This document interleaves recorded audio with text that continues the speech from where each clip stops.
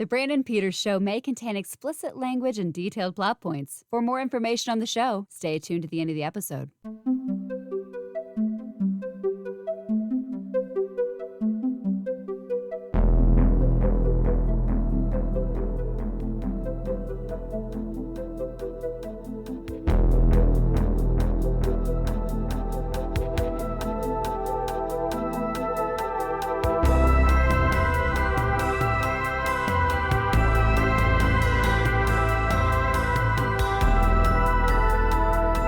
And now, here's Brandon. Welcome back to Old Space Show. I'm Brandon, and this is my companion, Tony Schaab. Hey, greetings, humans. Happy to be back for another thrilling episode. This edition of that thrilling episode, or this thrilling edition of Old Space Show, will be exploring time and space with the adventures of Doctor Who in his 7th iteration, along with his companion Mel Bush and Ace in season 24, Sylvester McCoy's first year as the Doctor. Today, we will be talking the 4th and final serial, Dragonfire. Yes, the Dragonfire. As trouble brews on the space trading colony of Iceworld, the Doctor and Mel encounter their sometimes ally, Sabalom Glitz, and a new friend who goes by Ace. All right, this one is directed by Chris Clow, who directed our previous serial and a lot of cool Doctor Who. It's written by Ian Briggs, who will go on to write Curse of Fenric. Not next season, but the season after, and stars Sylvester McCoy, Bonnie Langford, Sophie Aldred, Tony Selby, Edward Peel, Patricia Quinn, and Tony Osoba. Peel, he's just a big star of British television throughout his career. Our notable guest is Patricia Quinn, who of the Rocky Horror Picture Show, and she was in the Rocky Horror. I'll say that again. She was in Monty Python's Meaning of Life, the very popular I, Claudius miniseries. She starred in an episode of Hammer House of Horror, which oddly I just watched this episode. It's the first episode of Hammer House of Horror that she's in. Someone gifted me a box set recently, and of it, the Australian import, and I popped down the first one, and she's in it. She's in Hawk the Slayer. And recent work was Rob Zombie's Lords of Salem. Okay, there you go. Yeah, but the important person to add to the cast here is, well, not that Patricia Quinn is not important, but in terms of Doctor Who, Sophie Aldred as Ace. Ace! Ace! I love it. Yeah, this episode. So Ace is one of my favorite companions. My dog is named after Ace. Obviously, this Dragonfire in general holds a very special place in my heart. This was where an impressionable young 10 or 11-year-old Tony Schaab watched Doctor Who for the first time ever on late night TV on PBS.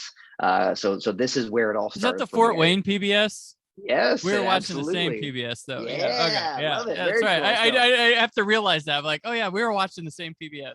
Yep. So I remember seeing Ace. I remember seeing the Dragon. Literally, fortunately, I didn't start mid-serial. I started watching with the first episode of the serial. Okay. So and it spoke to me. This one, it just felt like, we talked a little bit about this in the previous episode with Delton the Bannerman, where this is where the series kind of started to really dig in with its writing. The writing got really good, even though the presentation on the screen was sometimes mixed because of budget issues.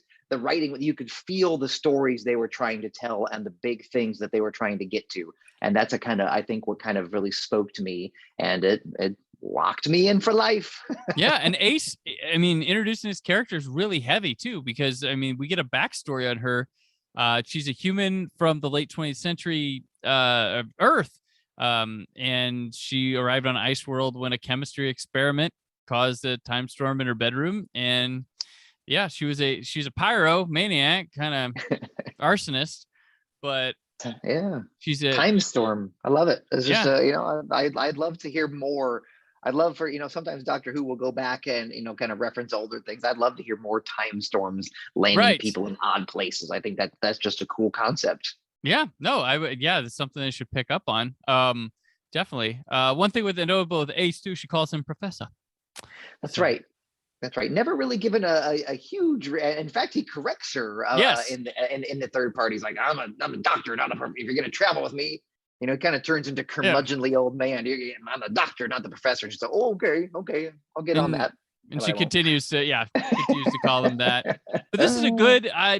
I don't know how, but this works. This pairing feels like it shouldn't, and it's one of the best pairings ever in the history of Doctor Who. I agree wholeheartedly. I'm so thrilled. Like sometimes you see people kind of go through their motions on TV, and you can feel what they're doing, and then sometimes if you're super fans like you or I, you eventually get to meet these people in some capacity. Yeah. And there are certain celebrities who I will not go into, and you meet them and you're like, oh gosh, he or she is not what I expected, things like that. So I got to meet Sylvester McCoy. Came to PopCon, I believe in 2015, 2016, and he was wonderful. Like it was so much fun, like cosplayed as him, and he was so excited to kind of see it. And he I think Saturday or Sunday he ended up wandering the floor and found his way to a life-size TARDIS and jumped in there, and it was just so cool. And then I think the year or two later, in 16 or 17, Sophie Aldred was a guest also at PopCon, and she was just delightful. Like I made sure to go by her booth and say hello. That was a year that I was moderating most of the main stage panels, so I spent some time with her. But then a fun little side story is that my co-moderator and I saw her. We went to Circle Center for dinner, I think Friday after the show closed, Friday or Saturday, and we went over there and we were in the food court, and we heard, like, as we were finishing up, we heard someone go, Tony, Jared, and we in this British accent, we looked around and here comes Sophie, like of all the people, like she should not be recognizing me at the mall. This should be vice versa. And she's got her hands full of bags, and she's like, oh, whenever I come to America for a convention, I always bring an extra empty suitcase so I can buy all the things I can't get back home. And I'm like, I love you even more now. Like I love you since and you've just solidified it all for me. So it's so nice to meet your people and have good and have them like come through. Like, yes, that's right. Yeah. Oh, that's great. Oh. Yeah, I believe though their PopCons were like before my first one. I think was that's what. So yeah, I think we had who is it? I think I can't remember who it was. Voice person was one of the big ones that we had since then, but there hasn't been a lot of Doctor Who presence. Although I do bug Carl about getting Nicole O'Brien there. Yeah. I mean, well, we were heavy in with Who North America being essentially in our backyard. They always had a huge, piece of the convention. They had a big booth and stuff. So I think it made natural sense for them to try to loop in, and that was kind of when Doctor Who was kind of coming out of its prime. It's regenerated prime, if you will. So yeah, it made sense for them to try to look that way. But then I think as I got super popular, because the year following, PopCon was scheduled to have Karen Gillan there. Yes. But that was right as Guardians got big, and then they had to do reshoots, so she had to cancel. And then I think they kind of moved away from Doctor Who after that. So yeah. But maybe it'll be back. Fingers crossed. I mean, the doctor. Jodie's going to be in Columbus, Ohio at the end of the year. I'm like, oh my gosh. That's Columbus is going big, because I don't think any of these, obviously, like your Matt Smiths, your Tennants. I mean, even Eccleston is out trying to do the occasional show here and there, but even any of them, Companions. I mean, no one comes cheap anymore. Usually the year following their exit as the Doctor, they do a round of conventions and then they move on. Like that's, I believe Capaldi did that. Yes. Jenna Coleman did. I think Jenna Coleman did a convention here. Was her first U.S. convention, but a lot of them go to the Louisville, the Kentucky GalaxyCon or whatever. Yeah, GalaxyCon, and I know former Wizard World up in Chicago would land a lot of them as well. Okay. So but yeah, that's where, because I think that's where Eccleston may have gone when he, because for a long time he wouldn't do anything related to Doctor. He wouldn't even talk about it, but then he kind of loosened up on it a little bit. But then I mean, you've got I'll do Big Finish. I do That's big right. finish.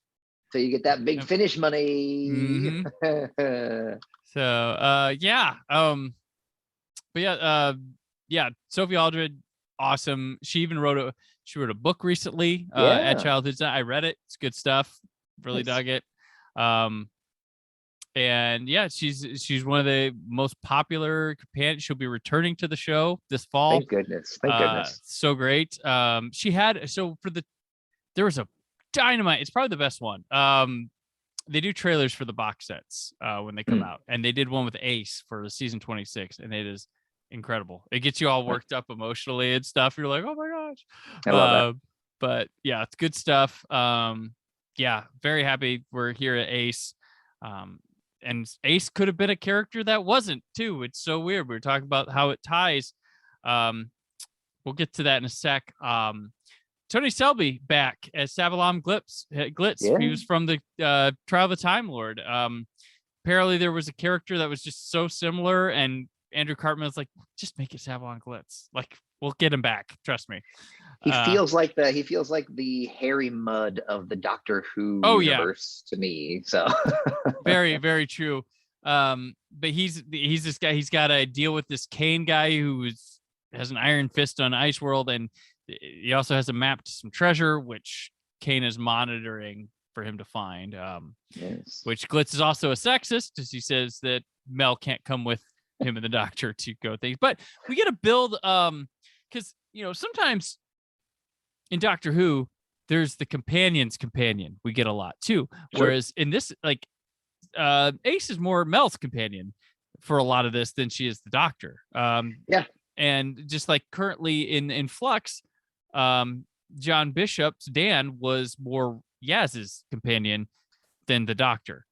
Yeah, it's almost like a companion in training type of, the assistant to the regional companion, if you will. So, but right. Yeah, you've got I mean, here it may have been designed intentionally as kind of a passing of the torch type of thing, because they knew that Mel was on the way out and Ace was gonna stick around. But yeah, it's a kind of a nice dynamic again to see Mel have something a little extra to do. We talked about this last week with Delta as well, as that, in her final few, there obviously she screams in this episode as she is wont to do, but she does have a lot of actual stuff to do. She is integral to the story, which is a nice vibe for her. So this is the last time I feel also with Doctor Who, especially in the McCoy era here in the classic, that they really go for it set wise with the planet. Like, they go aboard. It doesn't quite work. It still feels SETI, but this is the last time they go for it. And after this, they realize that Delta's there, and a lot of their shooting's location from here on out, and minimal set work. When they do have a full set, it's Ghostlight, and it's an old British house. So it's something that isn't gonna, challenge your imagination too much from here on out, but they find something that works. So this is the last time they just go bananas with everything being a set, lots of stairs, and like we talk laser tag arenas. This is it. This is the last hurrah to that. Yeah, absolutely. And it's one of those things where you overlook, like you can tell the Doctor's clearly not dangling over the chasm, the ice chasm, but but as he's walking down the rails above the chasm, like you try to overlook the fact that it's clearly PVC pipe for the railings, but like Kane's hideout is like a 2-level thing with an ice statue in the next room in the Forbidden Zone. Like it's insane.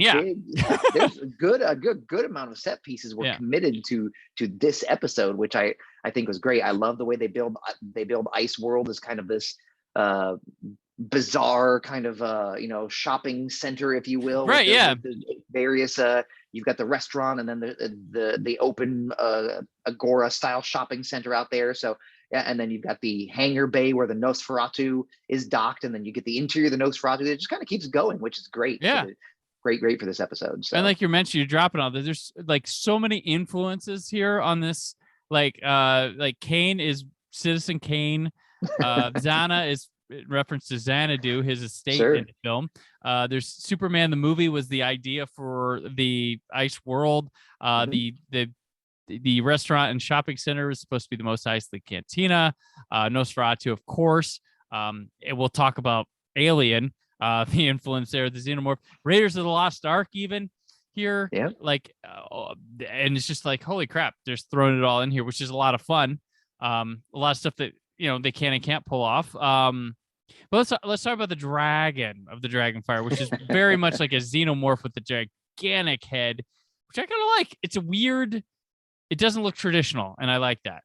It is weird. I remember, watching as a younger person, like, here comes that dragon. And then, because at the end of the first part, you get the dragon's face and you're like, holy crap, like that looks like an alien dragon. And right. Then when you spend more time with him in the second part, you're like, oh, it's a dude with a gigantic thing on his head. But I mean, again, that's like the BBC budget. Like everything has to be humanoid because they're not gonna give you a giant actual dragon in the wings. It's just not practical for what they were doing. So yeah, I mean, it worked for what it was.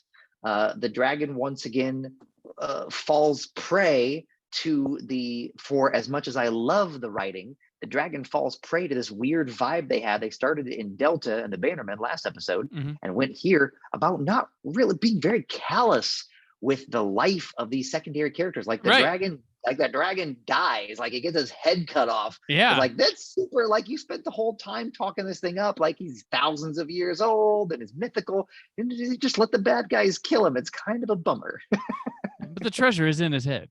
So that's you're right. That's the key. And then also they blow up the Nosferatu. Literally everybody in Ice World. Yes. They're like, people got evacuated. Yes, evacuate to the Nosferatu. Yeah. Everybody get on. And then Kane's like, oh, you think you're leaving? And then just presses the button and it explodes. And everyone, except for the young girl, because you got to spare the kid who got left on the station and her mom, everybody dies. Literally everybody else is just bye. Tough luck on you. So. Which is strange because you'd think, well, it's probably the rush production that somebody would have been like, hey, this happens in both these. This moment. Do we want to do it? And you have the same director. Yeah, why do you guys hate civilians so much? Like, I don't understand. Get them all into a transportation vehicle and blow it up. I mean, it even started with Glitz's crew of the Nosferatu. He sold them to Kane. Sold them, and he kills them and zombifies them, and it's just like, oh, hey, mate. What's going on? Oh, and then those zombies go into the restaurant, and the first thing to do is shoot the bartender dead, right? And like everybody's gonna die. It's so much wanton death and destruction. I don't get it. Yeah, and it's in a gleeful way almost too. Like it really is a very happy vibe kind of looking Doctor Who. It's extremely nonchalant, and like we said last episode, it would not fly with today's Doctor, who's very concerned with every single life. But Sylvester's like, like, I don't even think he even references it. I just, they know that the Nosferatu got blown up, but they're like, what are you going to do? Well, can't make. Yeah. You even have like Patricia Quinn and the other guy, they pull a mutiny on this Kane guy, and he's just like, sure. And even Kane himself at the end, when he finds out that he's been working so hard to get back to his home planet just so he can, I did it. Screw you guys. As soon as he found out that there was no one there for him to get uppity with, he's like, oh, well, okay. And he opens the window and lets the sunlight burn him to death. Like, and he melts, and it looks gross. Like, it's awesome. So casual. It's so crazy. Like, and what's funny is like, I hear about, I've always studied and watched about the constant like censorship and stuff about Doctor Who from all the day, but I've never heard of anything about this face melting being an issue. I don't know. Because it's pretty graphic. It's pretty graphic. They linger. They took advantage of every cent they spent on that face melting practical effect. They let you see all of it. Yeah, insane. And then he also offs the statue guy. The guy building the ice statue. He's like, that's right. Done with you. So cold, colder than Ace dumping a milkshake on her boss's head. That's right. Colder than negative 193 degrees Celsius, his target temperature in his little Bacta tank or whatever. Yeah, he has to recharge it. Yeah. Oh man. Yeah. This so much stuff. Let's go. Our cliffhangers includes considered one of the worst Doctor Who cliffhangers of all time, where at the end of the first episode, the Doctor just gets to a ledge and lowers himself down, and there's no reason for him to get down there. He literally he's like, I guess I'm gonna hang out for a while. Yuck, yuck. And then he gets down there and he's like, oh crap. apparently I've seen the defense of this where they cut out that he's at a dead end and the only way to get there is to get down there, and that's not conveyed at all. It's just him just like doop-a-doop-a-doo. Oops. No. And then in the next serial, Glitz comes along. He's like, oh, let me help you. And somehow he magically gets down to the bottom of the chasm. Yeah. But the doctor somehow is like standing on his shoulders. There's some leaps of faith required for that cliffhanger. The other one, Cade overhears the location of the treasure, is like declares imminent victory. So that's phoning it in here. Yep. They're just places to stop, I guess. Yep. Gotta have stopping points. Yeah. So let's go some crazy stuff here. Mel leaves. She decides to take her chances with Glitz instead of continuing with the doctor. She just pieces out, and like ostensibly there is some character growth where Glitz is like, well, the girls aren't all that bad, I suppose. Yeah. And maybe this girl could help keep steering me in the right direction, but that's not overly clearly conveyed. And the doctor's kind of gruff with Mel. He's like, all right, go on. You know, he's like, it's like the puppy that you're trying to like release back into the wood, or, you know, like, go on, get, you know. Mm-hmm. There's not much of a goodbye here. So, but she suggests to the doctor to take Ace with him. But there are, so the original script, there's other scripted versions of this. There's one where Ace, if this was the third serial instead of, and it ends on Delta, Ace leaves with Glitz and Mel and the doctor continue on. Sure. So it almost feels like a choose your own adventure type of where you could swap some stuff out depending upon what the writers wanted to do. There's also Delta happens first. We go Mel leaves in Delta and Ray continues on, and then Ace leaves with Glitz and Ray and the doctor leave on. So there was multiple, you want to talk about multiverse? There are multiple somewhere situations here. That's right. Maybe even somewhere out there, Ray comes with the doctor, but then Ray leaves with Glitz and Ace still comes along. I don't know. That feels like it's a little too confusing. I see why they didn't do the Ray Ace thing, because that would be two brand new people to the show trying to lead one another, and that wouldn't make as much sense as Mel kind of showing Ace the rope. So I get that part. Everything else, totally interchangeable. And like you said, in a what if style environment, could have been a whole different ballgame. And we have a historical statistic with this. This is the first story since the Invasion of Time. It's Tom Baker's 4th season, where a companion left at season's end, which was Leela, and a canine, because he kept a canine himself. Right. But first time since then. That's like 1970, 78, sure. 77, something like that. That's weird. And then this is the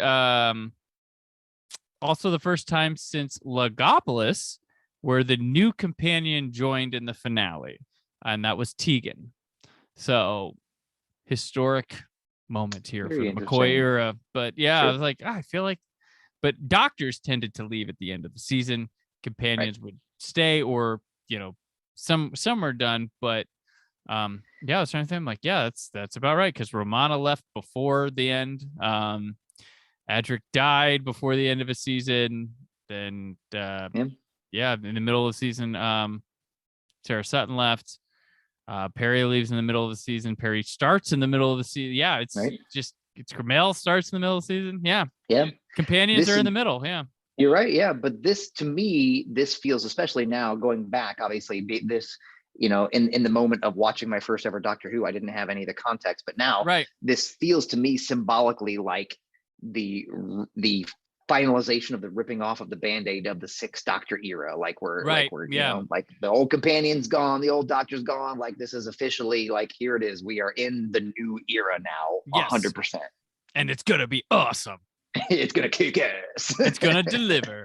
And also a weird thing to be, Sophie Aldred's older than Bonnie Langford. And she's playing a 16-year-old. 16 years old. Ace is 16. I'm like, in what universe? Not that one. She's So a year maybe older, but it's just so weird, and it works, and you would never second guess it. you know what? I guess maybe a time storm ages you a little bit. I don't know. Yes. So okay, so now we've wrapped McCoy's first year on the job and stuff. So let's reflect a little bit. What are your thoughts on this first season as a whole? Going through it again. I mean, going back to the first few episodes that we shot where we talked about it, knowing the bumpiness and how rushed everything was for what they had. I would consider it a phenomenal success. Like you said, it was clear at this point that the BBC was like, let's take this old horse around the back of the barn slowly here. But yeah, I mean, it feels like everybody on the show was not phoning it in. They were giving it their all. Sylvester came in, there were those reports, those behind the scene reports early on that he was much easier to work with in terms of going with the flow and trying different things to see what felt organically working in the moment. So, I think Sylvester breathed a fresh air into the show, and I think it really found its legs as the season progressed and pushed on hard into next season. Yeah, I agree. Like for me, like I mentioned up top, this is one of my least favorite seasons of Classic Doctor Who, but I admire the hell out of it because it got done, and I think it's that necessary bridge to a better future that you have to go through. And there's tons of enjoyability. Like the only one I really have a hard time with this time in the Ronnie. Like I tend to have Paradise Towers is a curiosity I return to. I love Delta and the Bannerman, and Dragonfire rocks. So it's not all that bad at all. Sure. And it's fun to watch it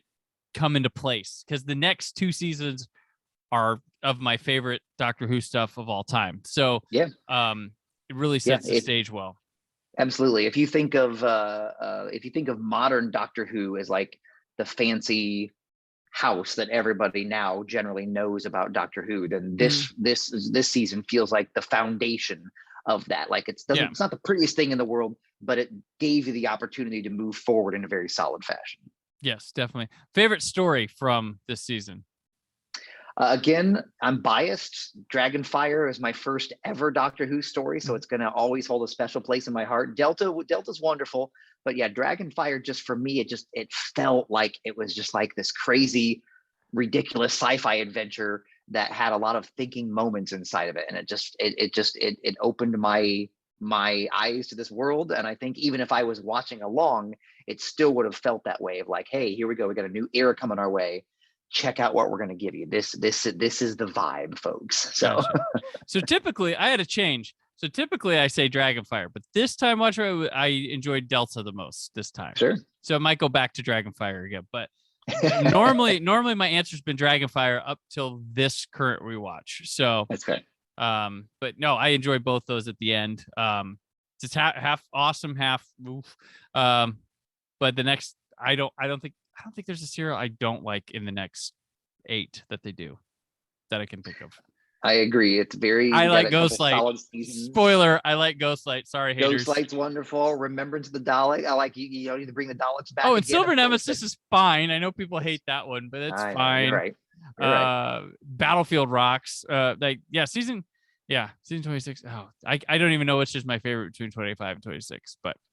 Well, maybe we'll get the chance to talk about them. Well, we might be talking about those at some point because I really dig the McCoy era. Granted, I like a lot, pretty much all of Doctor Who. I enjoy talking about. I enjoy going through, but and I see the appreciation and I enjoy all of it. But this is a really fun bit to go through that I think it. I don't think it's as overlooked as it used to be, but still is overlooked and underappreciated for how good they did with that. Agreed. I agree. So, well, I appreciate you bringing me along for the ride on this one. Yep. You never forget your first Doctor, and Sylvester's my guy. So I'm happy to talk about him at any time. So, all right, excellent. So, all right, Tony. Until that time, it's time to reset the TARDIS coordinates and get us to our next adventure in time and space. Till then, Tony, thanks again for coming on this. Where can people keep up with you? Pretty simple. You can find me anywhere in the interweb. If you do @Tony Schaab, you can find me on all the socials there. And of course, you can swing by sciencefiction.com, where I am the senior editor and write plenty of the news articles and reviews and op-ed pieces. So you can come over there and argue with me to your heart's content.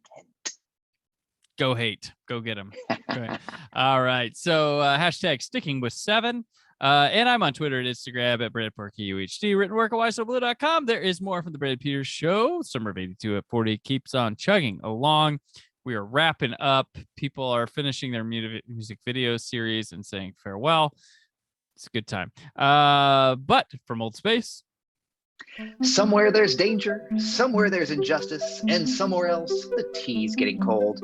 Come on, Brandon, we've got work to do.